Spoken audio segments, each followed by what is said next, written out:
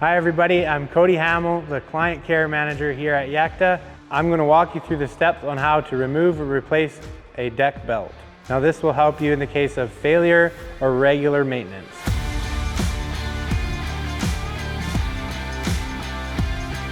Always ensure to turn off your battery disconnect before you complete any service items, as well as if you are using jacks to lift the machine rather than a hoist, ensure that you're using jack stands or blocks.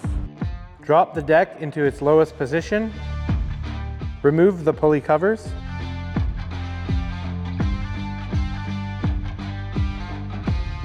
Release the belt tension with the tensioner arm.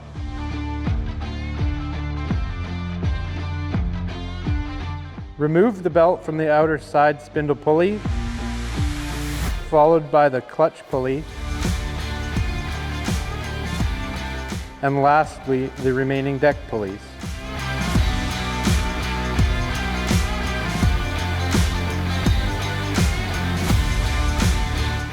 To reinstall the belt, reference the routing guide located under the seat box. Start with the clutch pulley, followed by the internal deck pulleys, then right side spindle pulley, and lastly looping over the outer left side spindle pulley closest to the tensioner arm.